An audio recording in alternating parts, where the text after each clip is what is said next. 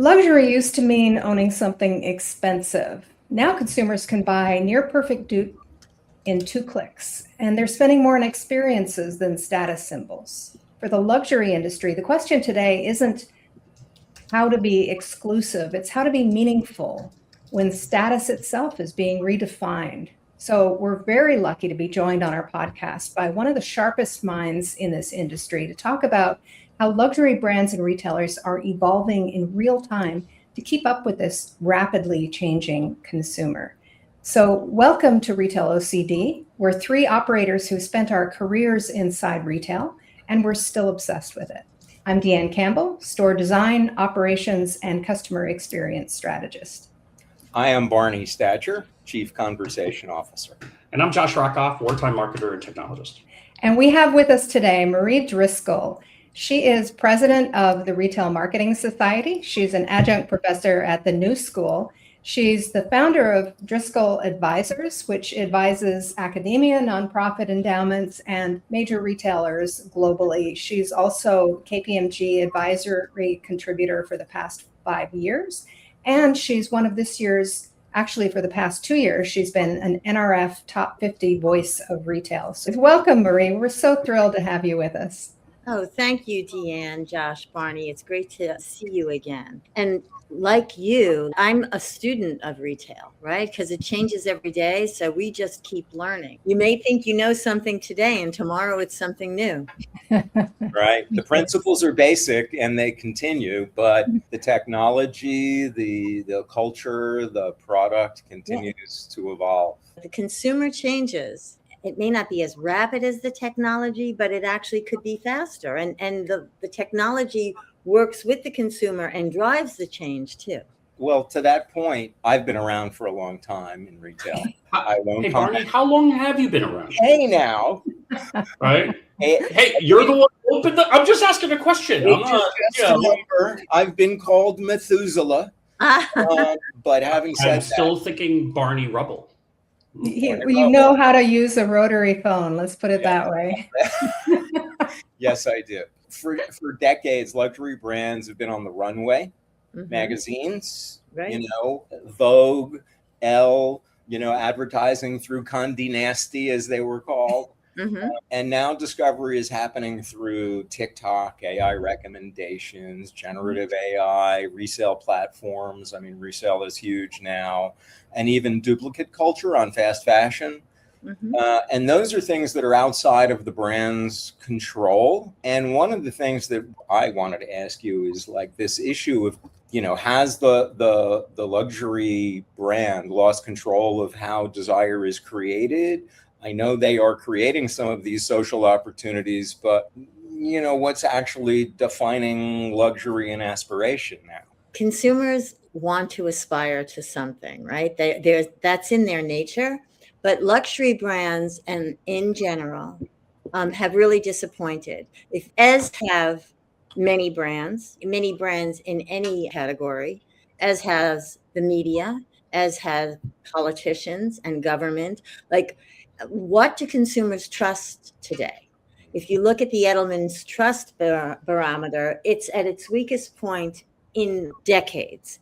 And I feel that for luxury brands, which branding and brand equity were so important in creating desire and ultimately revenue, it has been destroyed. It has been eroded in the past few years with exorbitant price increases, double pricing of like 5 or 6 years ago, without a palpable difference in marketing, making it more desirable, or in the quality. And in fact, oftentimes the quality has deteriorated, the price has escalated, the marketing is boring, and the consumer is just going cognitive disconnect. And then if you layer on an added cognitive disconnect, which is the musical chairs of the lead designers at many of these houses, it's like, well, where should I keep my allegiance? And in that environment, the opportunity for exploring new brands come in. And there's a lot of brands that have come in, in luxury, not at a $5,000 price point, which is where a Prada bag is today. They're coming in at $2,000. And even like there's Zimmerman bags that are under $1,000. So they don't require the same kind of, you're willing to explore, you're willing to try it out, and you save the $5,000. Like at $5,000, a lot of people are thinking, this helps me buy a new refrigerator. This helps me on a holiday. This is like a significant chunk of change. Under $1,000, it's not the same thought process, right? And everybody has their own dollar amount where it's like not just, it's easy to make that spend, but luxury with these incredible price increases has even made billionaires question, is this worth it? I was told a story recently where a billionaire just said, it isn't fun anymore. And these people have the money to actually, it shouldn't make a difference. But it's not fun if the marketing isn't fun, if the marketing is stale, if the product isn't as good as what you think. You kind of feel as though you are being duped.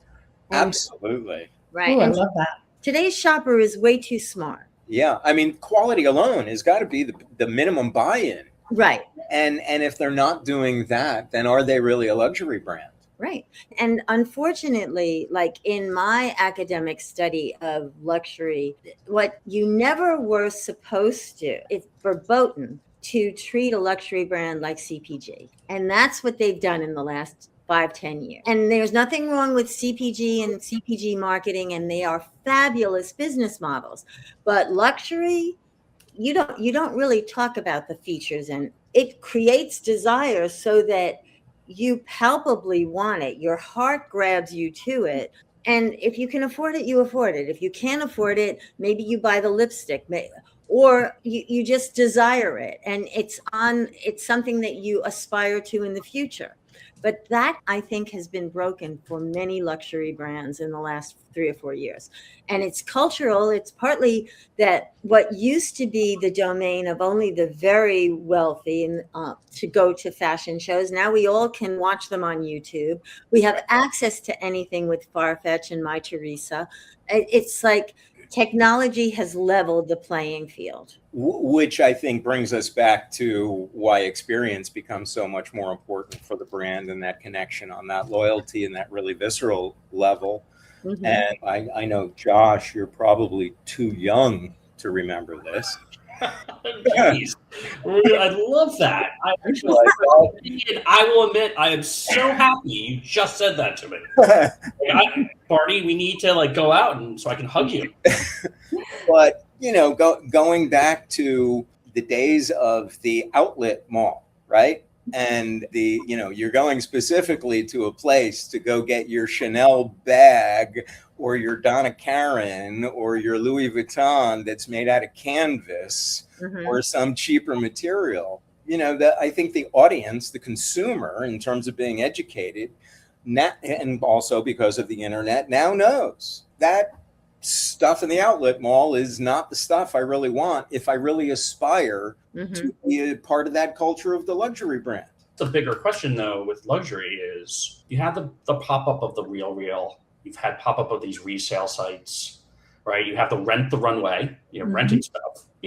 As a parent, my daughter wants to buy, I'm not buying her a Birkin bag, no. Right? That's not happening, but if I could rent a Birkin bag for her for a weekend so she could show it off to people and hopefully not throw it on the floor. Right. Isn't that the same thing? And with luxury, the fact is, there was a trend amongst very wealthy people to try to subdue their luxury, mm-hmm. right? I'm not saying that that's the same trend today. I certainly don't want to speak to that. It's going to the high school reunion and making sure that you're looking fit. Well, that, also speaks to a whole other culture of, and Marie speaks to this, the cost of acquiring the brand versus renting it. And, you can't afford a $5,000 bag, so you take it fractionally. But then, again, what does that do to the value of the bag in the eye of the true fan of the $5,000 bag? So the Real and Fashion File, Vestiaire Collective have really been a plus for many luxury shoppers in the ability to clean out your closet and get money for it to go back to the stores. Mm-hmm. Number one. Number two, for people that really there's fashionistas that need the new handbag every year, and they say that year is not the year of the handbag. We've moved beyond that.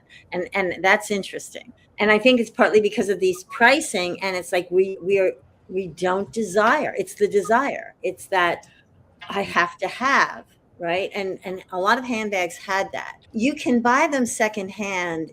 A fashionista would buy a handbag when it came in season, 6 months later, sell it to the Real, get 80 to 90% of what, it would sell for 80 to 90% of what she paid for it. And then she would get 70 to 60% of what she paid for it and go back and buy another one. So in effect, what the founder of Rent the Runway said years ago was that the Real was like leasing products. You kept them for longer, because through Rent the Runway, you're not able to rent an Hermes bag. You get an Hermes bag, I think you have to buy them secondhand, or like maybe a friend bought, you barter it with someone. You can buy an Hermes bag today. You can buy a Birkin bag where you can't really buy a Birkin bag when you go into the store. So sometimes in resale, the Birkin bag is higher priced than it is in the store because you're not waiting for it, right? So that immediacy you're willing to pay for. Talking about the outlet stores, and I've watched outlets evolve from the 90s until today. And, certainly with COVID, they were kind of safe because they were far away, but they also, like with everything online, it's easier to just buy things online than it is to go to these, hour-long destinations, right? Drive that far. They were originally created for like getting rid of last season's goods. But as the retailers saw and the brands saw how much traffic they got and how cheap it was to operate these facilities, they said, oh, wow, let's make a profit center out of this. And they became bigger than frequently the store fleet that was full price. And many years ago, that's what happened at Coach. More recently, it happened at Michael Kors. It does undermine the brands. But today, what you find in Coach at the outlets is a mix of, and also amongst other brands now, you find a mix of full price, in-season goods, discounted goods, and maybe some made for factory goods, right? Because what Coach has said, what Tapestry has said is this is what the consumer wants. And really, you see the consumer driving so much of how retailers adopt. Well, I think two words come into play, and we're seeing that. Deanna and I were talking about this the other day at all levels, from luxury to discount, is still the idea of treasure hunting. Right. In a store. And if you're going to an outlet store, and it was not by accident, they realized that the outlet stores, hey, let's bring in some side merchandise that we can make for it. Let's bring in some regular khakis that we can do really down and dirty. And then let's forget about all the overstocks and then lose that magic. Yeah. And now they got to bring it back. Well, and Marie, you and I have talked about in the past, there are some new concepts of luxury that I had never thought of as luxury in the past, like Patagonia.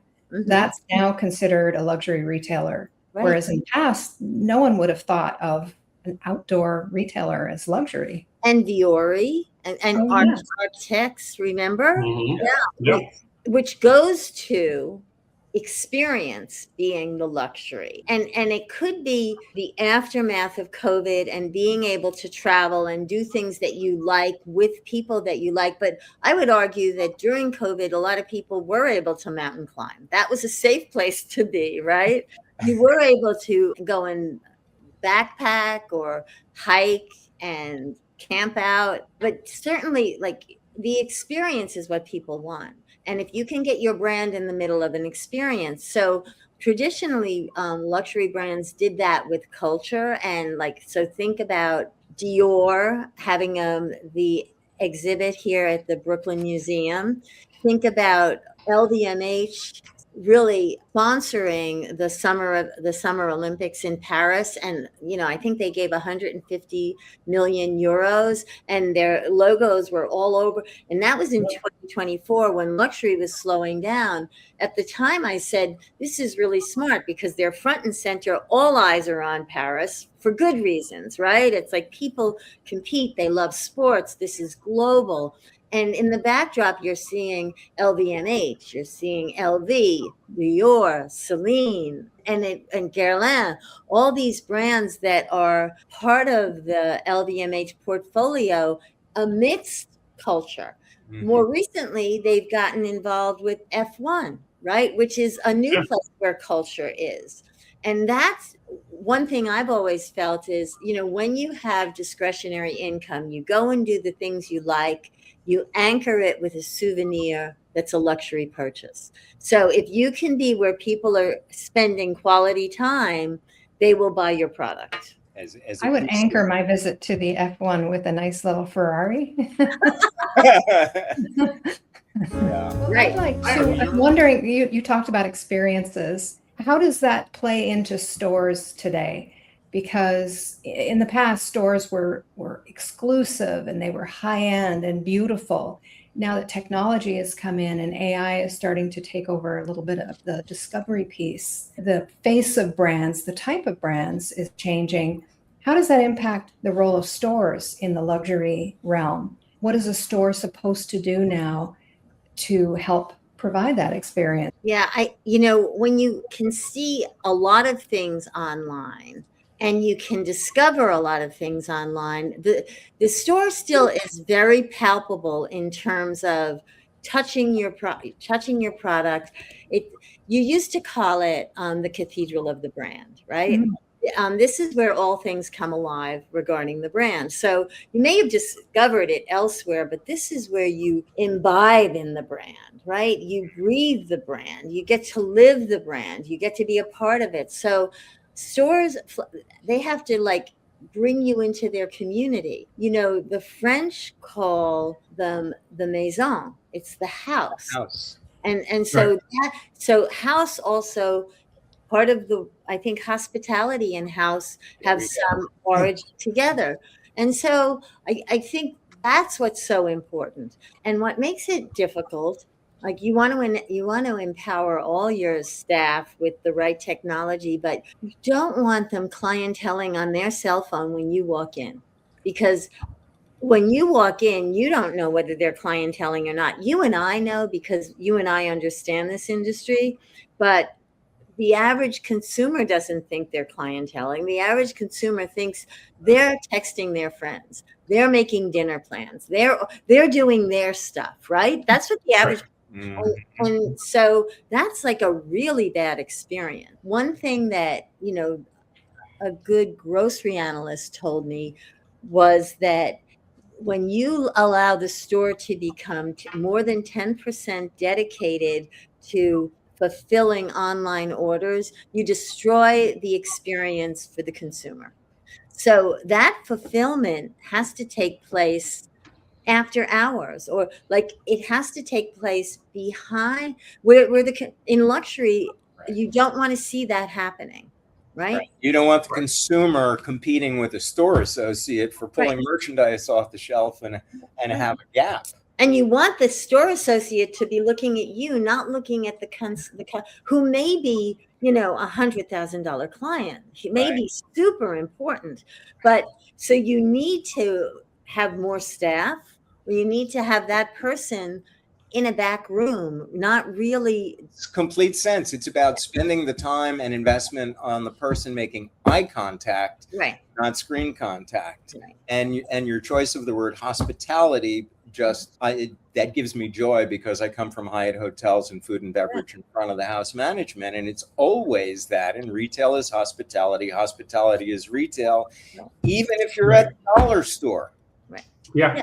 Because, the luxury objects can be beautiful and fabulous in and of themselves. But a lot of what luxury brands are selling is just another handbag. They're beautiful, but after a while, it all looks the same. So if the story doesn't hold up, if the heritage doesn't hold up, if the experience doesn't hold up, and the service doesn't hold up, it's over. There's no reason. Then it's you're charging 10 times too much, because all it really is, it's a scarf. It's pretty. I'm wearing it around my neck, and it's one of 100,000 others. No story. I can go anywhere else. If you look at the difference between a Tumi store and a Rimowa store, the luggage brands, Rimowa has used their stores, just like you say, they're museums to the brand, they're works of art. They use their luggage as creative art displays, and they're gorgeous. They only have 90 stores, I think, worldwide. Tumi, on the other hand, it's really just a mid-range store in its design, and they just stack things on the shelf. They have almost 300 stores. Those two brands Rimowa makes closer to $8.9 million per store for those 90 stores. And Tumi makes closer to $2.9 million per store for those 300 stores. And those brands total about the same overall. Right. So using Rimowa's use of stores is far more effective by making those so creative and so enticing and so experiential. Yeah, if you're going to go through that expense to have a store, make it work, make it an experience. Again, even if it's a discount, you go to a grocery store that's well executed, as you said, Marie, and it's a good experience. Well, and Marie, how are luxury retailers, are they changing their thinking around flagships? Is that evolving based on what you've said and the changes to the customer? Is there any kind of change in thinking to how they're approaching flagships now? For a while during COVID, there was a pullback from your big international destination flagships, partly because people were not going to heavily concentrated populations. This is one of the reasons I love retail, is it's very reflective of culture, and it's intertwined with culture. So retail brands followed the consumer. It took a while, right? You could easily send the packages there. And once they saw how much density there was and where their online fulfillment was, it's like, well, we should do stores in these second and third tier cities. And I think that there's like a renewed appreciation of the flagship, because it is a way to introduce everyone to the brand. But what you're seeing is you've got to be local.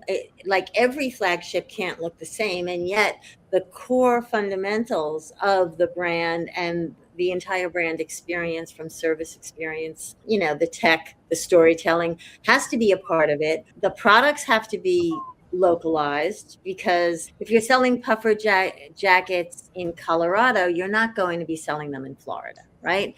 So Louis Vuitton is going to look differently in both of those places. So maybe Mont Blanc will look the same, but so you want to assort based on the destination, based on the locale, but you also want to assort based on the people that shop there. And I don't think you should assort based on the age, but rather how they're discovering you. Because for people who discover you through TikTok, you might assume that it's a certain age, but there's a lot of people on TikTok all of a sudden, right? There's a lot of brands on TikTok. There's a lot of TikTok shop.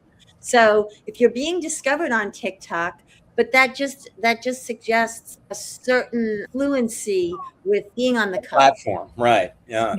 It's interesting, and to think, I wonder what, and this would be for another podcast, the dynamics of that age group demographic. Again, someone young like Josh, who may be a TikToker or not, but someone like me coming to that later. Right. But that I might also have a facility for it because of my facility on other platforms. Anyway, it's just so interesting, that dynamic of acquisition of a social.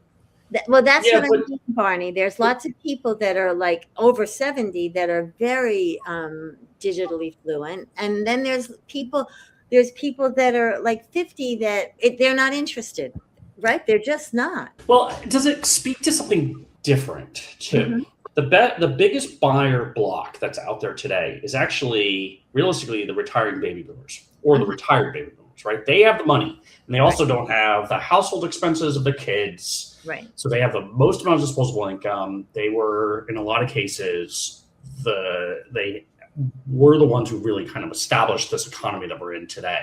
So they have a lot of that wealth, with the exception of Elon Musk, who probably has all the wealth for everyone. Yeah. And so I guess the question that I would ask is, it's almost like an impression economy, right? TikTok Shop, the reason why Facebook stopped being so popular amongst Generation Y, Millennials, Generation Z, was because they didn't want their grandparents to read about their sex lives. Right. So they essentially went elsewhere. Right. And grandma went with them, right? Not at the same time, but they went with them. Yes. And so TikTok became the spot. TikTok now, grandma's getting on TikTok and be like, hey, check this out. And kids are like, yeah, no, I really didn't want that the first time. And now I definitely don't want it. You just see it happen all the time. One thing about consumers is if you're older, you don't mind being thought of as young. So that like when luxury started to court young shoppers with sneakers and sweats, older traditional luxury shoppers thought, yeah, I mean, it's comfortable. It's cheaper than what I've been buying at these luxury houses.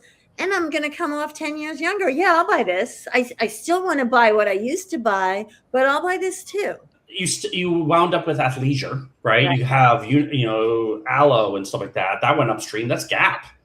I guess there's really three questions in my mind as you're saying this, right? We watched the low-end car manufacturers, Toyota, Honda, Hyundai, all those go upstream. We saw that, right? Yeah. Hyundai, Genesis, Toyota, Lexus, right? Like they all went upstream. Even Rolls-Royce did it with Bentley. I guess the question that really wraps my head around is it unfair for these luxury brands to stay like they do the mass and they do the luxury? Is it unfair for them to crisscross on each other? And then from the luxury buyer, right, whatever age group they are, but really kind of skewing older, should they expect anything less? One of the ways that luxury crisscrosses is when you have some of these very high names work with like an H&M, a Uniqlo, a Zara. So, and we see a lot of that, right? J.W. Anderson is at Uniqlo. He's leading Dior. So you can play with him. He's not bringing down Dior. You're able to kind of say, hey, I'm wearing the designer for Dior when I go to Uniqlo. There's something to be said in doing that. I think that one of the things that's always very hard, you know, when I got my MBA, I was taught, you know, you can go down market. It's very hard to go up market. But guess what?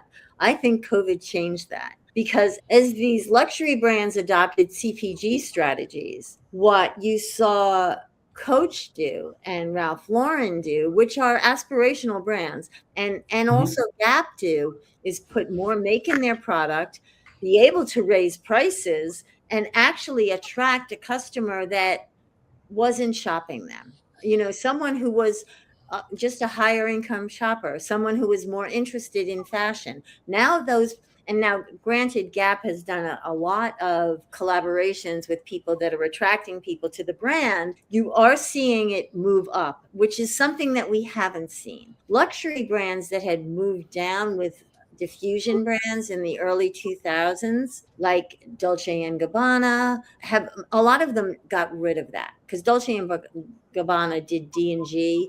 They just pulled it back in because that's too confusing for the luxury shopper. But for the luxury shopper to look at what was mass and see, wow, I'm getting great quality here, and it's a fifth of the price as what I pay when I'm shopping luxury. Maybe it's worth a thought. And then I don't know if you saw what I wrote on LinkedIn about going to the Walmart pop-up, but oh my God, it was here in New York for like 2 weeks. I spent $450. I got 12 things, 100% silk, 100% cotton, embroidered. Yeah, right. I got day jamas that looked like Poochie. It was so inexpensive. Didn't they do a Birkin bag of some sort? A workin, they call it. A workin bag, right. And at this shop, they had something that was similar in appearance to Stoud's bag. So for $29, you got a smaller bag with the beading to what Stout has for like $200 to $400. Everything, the execution was amazing. And I just think that Walmart is improving the level of fashion across America. And I am so happy for that. I really am. What is that doing to a luxury buyer, though? If they can get something like that, does that make them want to buy luxury less because why No, bother? you're finding luxury everywhere. It's like, Deanne, you and I have been doing this for many years and we enjoy shopping. So Yeah. we go into stores and find things that nobody else finds. Like I have bought jackets in Old Navy that people thought were Escada. I paid $60 for them. People thought they were $600 jackets. And this is like 20 years ago. Brands do incredible sourcing and they just don't mark them up as much at mass as they have been doing at luxury. Now, you're not going to find Xenia fabric in the Gap. It's just not going to happen. But you do find silhouettes that are like that wonderful Aluini, a beautiful Italian sweater company. The sweaters are more than 2,000. They go up to 3,000 and more. Gap did something that was very, it evoked that image, and it was like less than $200. And it's like, wow, like you're giving great styling to America. And it's not, all right, it wasn't cashmere, it was cotton and wool. And so there is that compromise. There's incredible manufacturing out there, and there's incredible so when the luxury consumer realized that, wow, I'm not paying for quality, I'm paying for marketing. No. When you were creating a dream, I didn't know that I was paying for a dream because I was dreaming, But that's deep. No. Right. But when I realized That's pretty awesome. But when I realized that it's marketing that I'm paying for, then it's like, no, you recalibrate your thinking. What does that do to the future of luxury, though, knowing that the mindset is changing?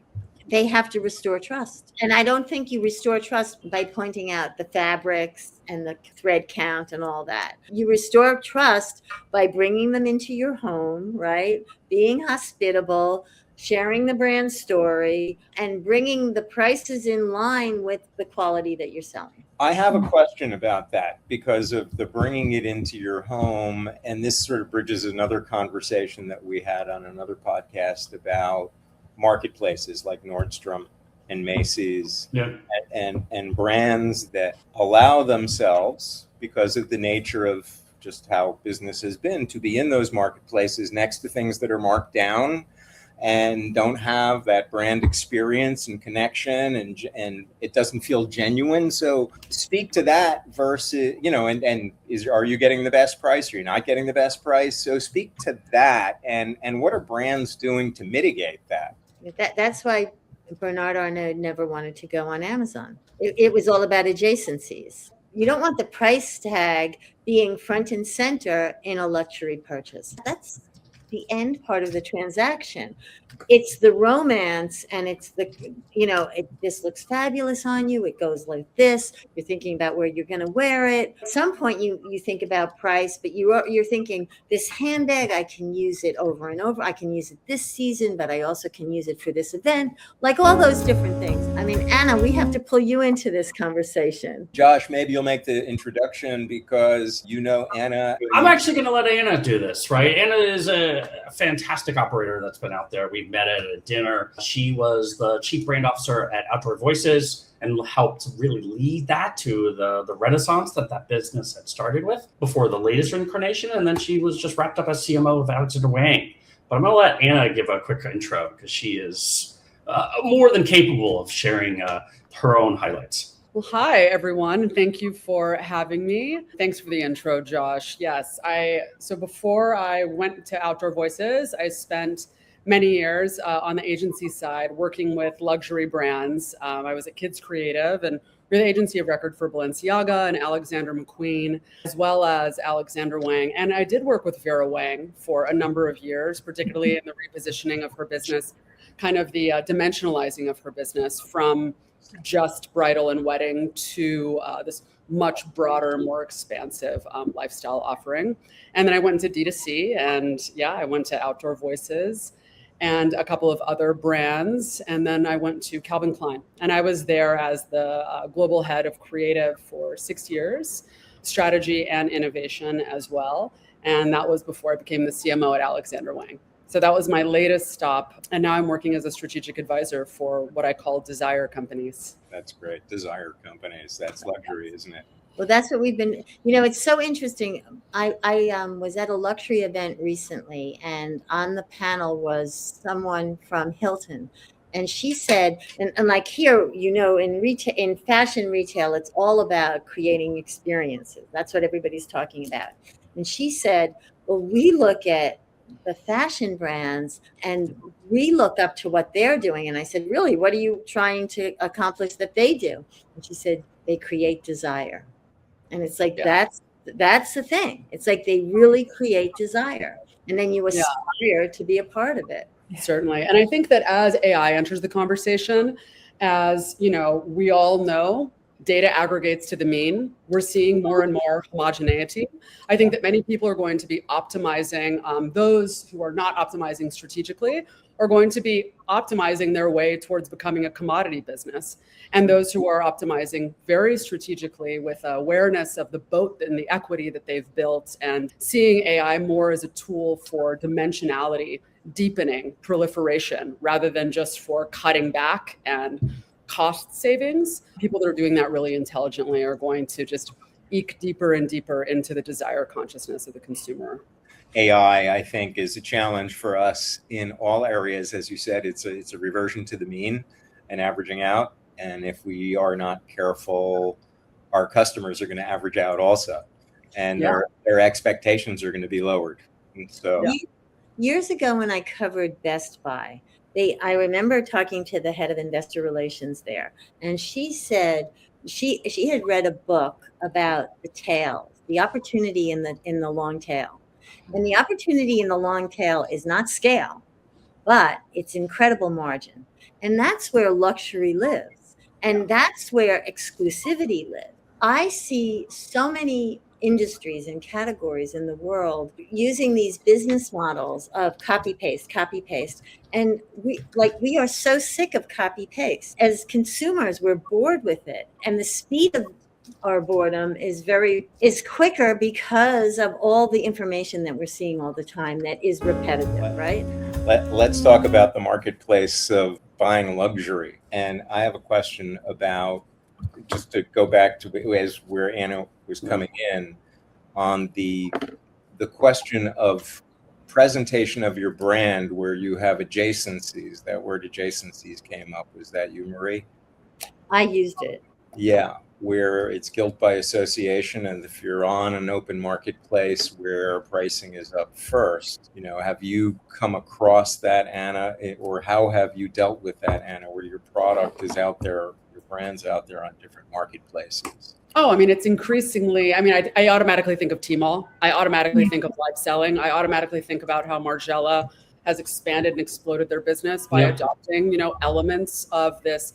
Let's call it, I don't know if we want to call it down market. I don't know if we want to call it commodity platforms, right? Or let's call it wholesalers that are not necessarily leading with an aspirational image, right? I think that all of our businesses and all of our product mixes are also becoming increasingly, they shouldn't necessarily be, I'm not voting for or against, and many times it's very strategic, but the product mixes are becoming so expansive. And with AI and with hyper-personalization and targeting, you can actually, target that perfect SLG, small leather good and fragrance shopper on a particular platform that makes the most sense for them in the way that they shop and how they think. And despite your brand maybe being next to another business that's 10% of your price point and 10% of your margin, for some consumers, that's not as important. They're not as sensitive to that, adjacency, that down market adjacency as Marie, you or I might be in a retail scenario if we're, walking through Paris. And if I do see, the expectation of seeing a Saint Laurent store surrounded by totally irrelevant in terms of price point, consumer market, et cetera, stores, like that would be very kind of strange for me. I would wonder what the brand direction is, and that would actually mutate my reliability on the quality of the experience of the product. On that topic, and Marie, I would love for you to weigh in on this too. Pop-ups. How does that change with pop-ups? Okay. And before I do pop-ups, the thing about the adjacencies is online for someone who's discovering the brand. That's where it impacts. If you know Saint Laurent and you're online and it's up there, let's say on Amazon, and it's next to Maybelline mascara, right? You look at it and say, "Oh my God, it's an Yves Saint Laurent bag, and this is the one I've been looking for. It's not at a discount, but it's the one I'm looking for. I'm going to buy it, and it doesn't matter that it's next to a Maybelline." But for somebody else who's never heard of Saint Laurent, and there probably are some people, that's where I think the issue becomes more of an issue. I think pop-ups generally try to go. Like the brand goes, they're trying to explore who they should be around. They're testing. And because it's such a limited duration, I think most of the time you try and be around your own ilk and maybe a little bit better. Like it's kind of like buying a house. You try and buy in a good neighborhood. Cheapest house on the most expensive street. Don't buy the biggest one, right? You buy one that's going to that will appreciate by being in the neighborhood. How important is it for a luxury brand to control their resale market? Because platforms are popping up all over the place. ThredUp, Vinted is coming into the US, Poshmark, RealReal. They're all selling secondhand versions of high-end luxury goods. And they're starting to become extremely popular now to the point of, is it to the point of it's watering down firsthand luxury sales? Should luxury retailers start taking back control of that image? Because it impacts the experience of that brand when you buy secondhand. When I buy something on ThredUp, I'm not getting the Chanel experience, but I'm getting the Chanel product. How important is that to Chanel to take back control over that? I think that you need to step in if you do have a vision for the longevity of your sense of product ownership or the facilitation of reselling. If you have a vision for how that should be conducted, I think you need to introduce that to the consumer, potentially even within your early days of your CRM rollout with that relationship management. They need to know, just like Chloe, right? Just like Chloe has recently kind of famously done. They're basically suggesting, hey, I know that you're going to do this. I know that it's sustainable. We support it. It's part of our philosophy. Like you actually take advantage of what could potentially be inevitable. You facilitate it. And that even gives it a more elevated experience in my personal opinion. Also, once someone's bought your product, it's shipped out. You can't control it. Right. Unless you're paying them to control it, unless you're paying that consumer to control it in some way. But on the other hand, like by Chloe doing what they're doing, they are enhancing their brand equity. Yes. They're adding to it, and they're creating a deeper relationship with the consumer. They're really doing the right thing. Because you know her, right? Basically what they're saying is, I know you. Yeah. I believe in sustainability. Yeah. I know that you do too. I think that the circular fashion market is awesome. I know that you probably do too. So let me help you navigate with a beautiful brand. Right. Just for the listeners' benefit, what is it that Chloe is doing? From making the product, it's woven into there's tags, right? There's label. Yeah. Which if you guys all remember, brands used to do. Dolce, I still have an old Dolce sweater that has a kind of hologram looking from the 90s, which is for you to go back into store in case something needs to get fixed or whatever that is, before we had very digitized. Well, and that's the point, getting back into the store. And as you said, you cultivate that relationship right from the very beginning, which says when you're ready to move on from this particular piece, bring it back into the store. Have another shopping experience. And I think that there's even a movement amongst some brands to really repair. So there's the idea of maintaining and caring for products. So that makes, if they're helping you maintain an expensive handbag, not sending you to some leather spa, Filson has done that. Yes. Filson has done that. Barber has done that. Patagonia does that well. Patagonia. LL Bean is the originator of that. Mm. Practically, you could bring in something 60 years old and they will resell it for you or replace it. And well, actually, no, they stopped doing it. well, and But, they're yeah, no longer a they used luxury brand. They're now a licensing collaboration brand. Right. Who's that? But does it ever work against the business? Why? Is there ever a case where like the sort of the recycling thing or the, you know, sort of building it, is it ever a place where, you know what, people are like, that's not what I want, you know, I don't want to have to go through that. Is there ever like a reaction to, but not to necessarily to the sustainability side of it, but to the sort of, I only want to, I want to have a brand new thing. I don't want to have to go get it repaired. I don't want to have to go through that whole cycle. Well, then you don't like. I don't think you're beholden to doing that. It's just there is a cultural interest in it. One of the reasons is it may be less expensive for resale.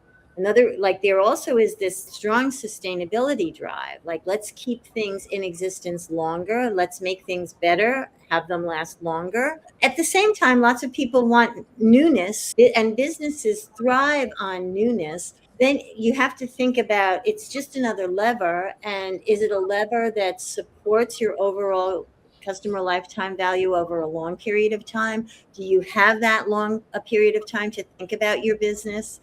Not everybody thinks about their business over a long period of time. Luxury brands tend to, but luxury brands also have the constraint of operations this year. Yeah. But you know how, like, there's certain features that they just like having. Knowing something about a brand can be a plus. Knowing that a brand is, let's say, Athleta, Longchamp, they're B Corps. That's a plus for someone.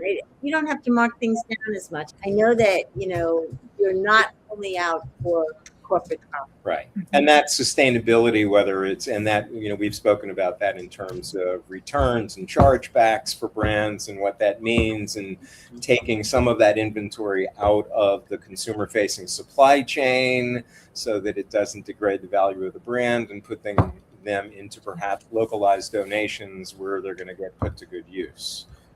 The other thing about resale, though, it has the treasure hunt, and you get to buy things that you missed when it was in the market. Like, if you could, I'm sure that everybody here has wanted something that was from 5 years ago, and you know, you do search it out on the Real or Poshmark, and oh my God, there it is. And it doesn't even matter what it costs to a degree. No, actually, Deanne, I was going back to a comment that you made earlier, which was that question, which was, you know, how can brands kind of control what's happening? The resale market, as we all know, it's getting so enormous. And there's grading, right? There's pristine, there's excellent condition. There's different levels of condition when I think about a Poshmark or a Real, for example. And I'm a big Real person.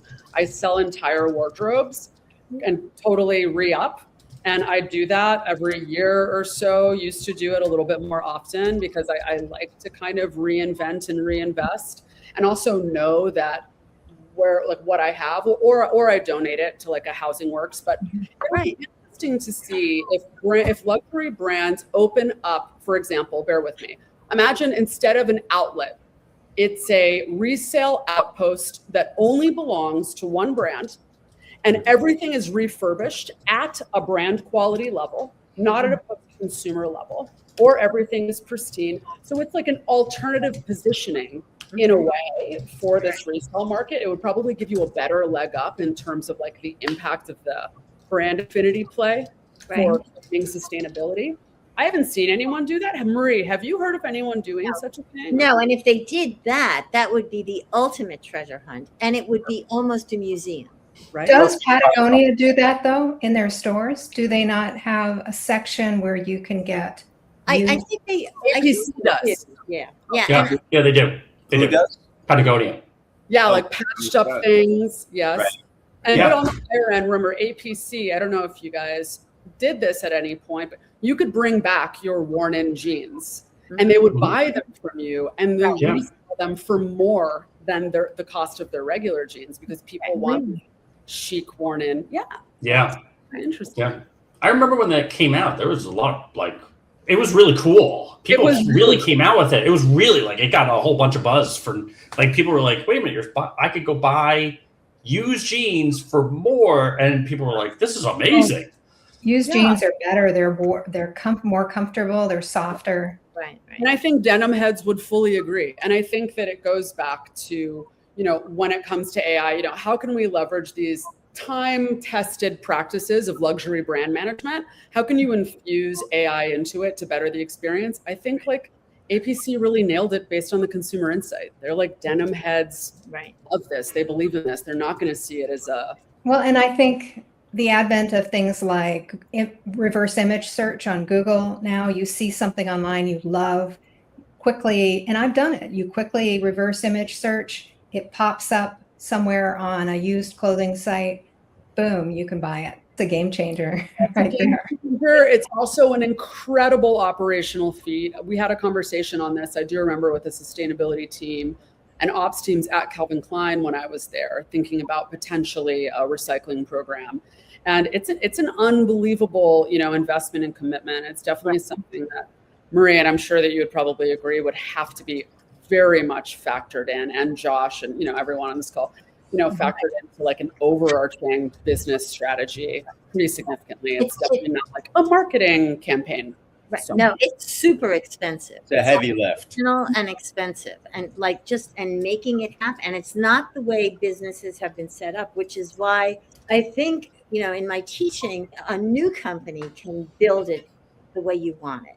But Calvin Klein has been around since the 60s or 70s. And it's like retrofitting these new consumer expectations are really hard. And they're very, very hard for big companies too, right? It's easier to do it with a small company. And it takes time. And then by the time you do it, has the consumer moved away and they don't really care? And that's where the commitment to, is this really sustainable and the right thing? Like, do we really believe in this? Is it really sustainable? Is it going to help our business going forward? Because part of it is, you should be, I think you saw it with Coachtopia.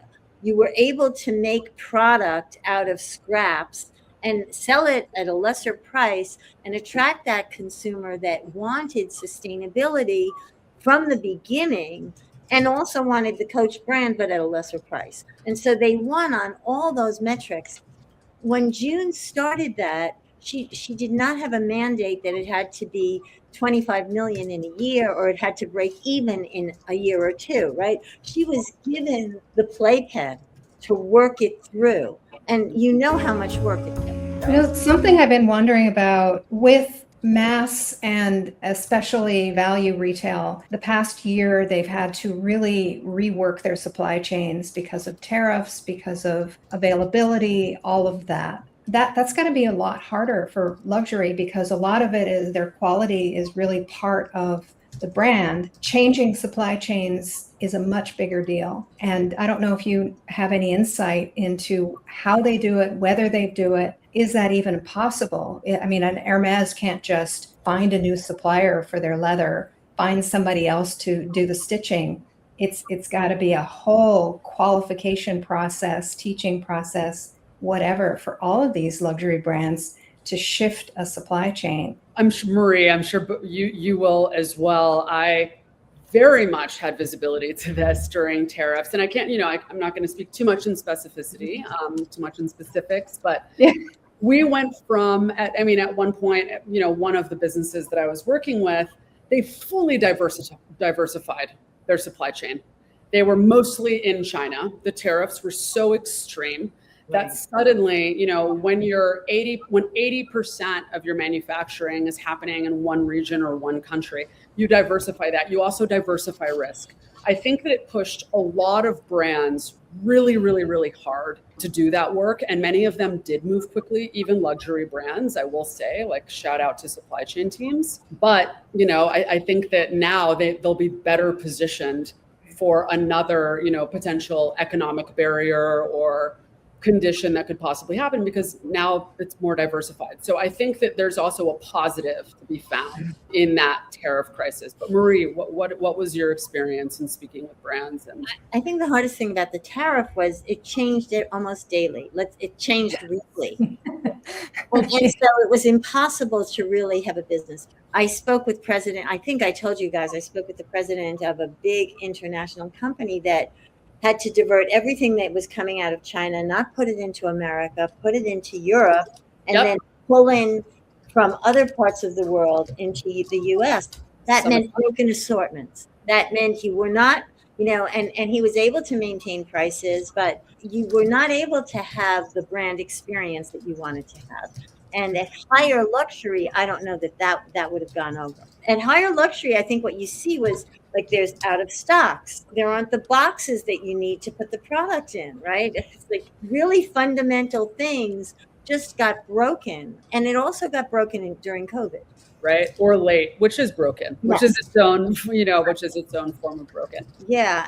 And the other thing I think about supply chains, though, is I think that like at very high-end luxury, we've seen that the transparency into the Italian supply chain has like shown us that, wow, these people, this does not cost as much as I thought it cost. And I am being charged 100 times. I'm paying $5,000 for a bag that costs $50 to put together, and the rest is marketing and distribution, and like, what's going on here? I think that that's one of the things that we've seen about the supply chain in the last few years too. Yeah, that's interesting. I think so. For me, as also as someone who is a luxury customer, right? On this call, and all of us. For me, what that said, it wasn't, I can't believe that I'm getting charged so much, because I have, we have the benefit to know brand magic. We have the benefit of knowing all of the depth of work and consideration from product design to Cora. So it was less that to me, it was more trust. We literally went from my boyfriend loves Laura Piana sweaters to me saying, we are not shopping there anymore. Right. Period. And he is, wow. Full, absolutely not. Until they roll out proper corp comms around the mitigation and acknowledgement of respect for everyone involved, including the customer. Because I don't think that it's about, oh my God, let's get out of that factory and let's pretend like it never happened. Right. I think that there needs to be more communication, and particularly with the younger consumer. Right. And so I was thinking Dior. I was thinking of the Dior. And Dior was the same, and they were the same, right? Trust is so important, and it's broken across when you see the power of money, you question the preciousness of a luxury item. And if it's not precious and special in itself, without the marketing, just, Mickey Drexler would always say it's the product. The product leads. Great marketing is wonderful, and Gap always had good marketing, right? And often the marketing would overpromise because the product wasn't as good as the marketing, right? But for luxury, it's mandatory that the product be incredible. And I think that we've seen too many, like the world is awash with luxury products. They become ubiquitous. So the preciousness is gone. It's one of the reasons why resale can actually help a luxury brand. Because when I find that Dior bag that was 10 years old, that's in pristine condition in somebody's closet, right? It's like, oh my God, I'm in love with the brand again. From my point of view, I think that there is such an incredible opportunity to kind of shift the narrative around AI. Right now, I think that many C-suite are obviously getting rained down from boards. Hey, AI is here. Use it. Everyone use it. Every member of the C-suite figure out how to save money, use it as quickly as possible. And that's because they just want the efficiencies. And I totally, completely understand that. But there's such an opportunity for higher level strategic conversations around what is our AI philosophy? Why do we use it? Where do we use it? When do we use it? Right? When do we not use it? And what do we advertise, not only internally to our teams that we need to keep inspired and keep a sense of optimism with, but also to our customer. And that's really an area that I'm focused on. And I think that that'll be the next step in this AI discussion with some of these most powerful brands in the world. What about you, Marie? So I'm not really thinking about the tech piece of it. I think the tech piece should be used to support the relationship with the consumer. Have the great product and really execute. And I think that this year we're starting to see some growth in the industry. I think a lot of it's based on price. I mentioned that 2024 with the Summer Olympics, it was really a time for LVMH to ingratiate themselves with the world audience and say, we support culture, we support you, where you are, what matters to you. And I think that they have to do that this year, and you could do it this year with soccer and F1. And so I think if they tell stories that are less about particular products and rebuild the trust that we have in these brands that have been around, some of them hundreds of years, we want to love them. We do. Remind us of the beauty, remind us of the story, be hospitable to us. That's what I think. And for me, I can't help it, but to tie it, I guess AI is just so central to so much enterprise transformation and reinvention right now that, taking that, Marie, and using it as part of your AI philosophy lens. Mm-hmm. How can we deepen relationships? How can we dimensionalize our storytelling? How can we more properly proliferate those unique positive things, those uniquely positive, very human aspects of our business that maybe hasn't been at the forefront of our storytelling for the last couple of years? Let's use AI, this amazing magic tool, to create more of those connection touch points. I think that's a great place to stop. And again, thank you both for joining us. And until next time. Thank you. Thank you. Great conversation. Thank you both.